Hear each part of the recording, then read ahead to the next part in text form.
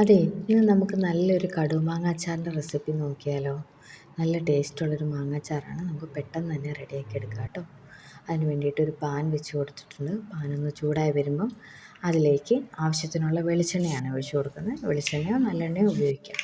വെളിച്ചെണ്ണ ഒന്ന് ചൂടായി വരുമ്പം അതിലേക്ക് ഉലുവായും കടുകും ഇട്ട് കടുകൊന്ന് പൊട്ടി വരുമ്പം അതിലേക്ക് വെളുത്തുള്ളിയും പച്ചമുളകും കൂടെ ചേർത്തൊന്ന് ഇളക്കി കൊടുക്കുക. അതൊന്ന് ചെറുതായി വാടി വരുമ്പം അതിലേക്ക് ഇഞ്ചിയും വറ്റൽ മുളകും കറിവേപ്പിലയും കൂടെ ചേർത്ത് കൊടുക്കുന്നുണ്ട്. ഇഞ്ചിയൊക്കെ നന്നായിട്ടൊന്ന് വാടി വരുമ്പം അതിലേക്ക് 1 ടീസ്പൂൺ മഞ്ഞൾപ്പൊടി ചേർത്ത് കൊടുത്തിട്ടുണ്ട്. അതുകൂടാതെ 3 ടേബിൾ സ്പൂൺ മുളക് പൊടിയും 2 ടേബിൾ സ്പൂൺ കാശ്മീരി മുളക് പൊടിയും കൂടെ ചേർത്ത് കൊടുത്തിട്ടുണ്ട്. അതൊന്ന് ഇളക്കി യോജിപ്പിച്ചതിന് ശേഷം അതിലേക്ക് ആവശ്യത്തിനുള്ള ഉപ്പും കൂടെ ചേർത്ത് നന്നായിട്ടൊന്ന് ഇളക്കുക. പൊടി കരിയാതെ സൂക്ഷിക്കണം കേട്ടോ.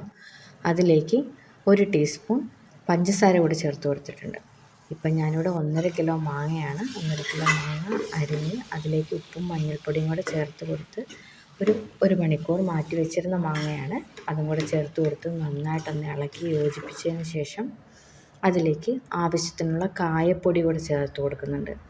കായപ്പൊടിയും കൂടെ ചേർത്ത് കൊടുത്തൊന്ന് ഇളക്കി മിക്സ് ചെയ്തതിന് ശേഷം തീ ഓഫ് ചെയ്യണം.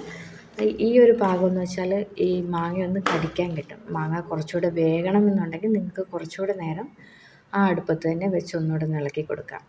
ഞാനിപ്പോൾ എന്തായാലും തീ ഓഫ് ചെയ്ത് കൊടുത്തിട്ട് ആ പാത്രത്തിൽ നിന്ന് മറ്റൊരു പാത്രത്തിലേക്ക് മാറിയിട്ടുണ്ട്. തണുത്ത് കഴിയുമ്പം കുപ്പിയിലാക്കി സൂക്ഷിക്കാം.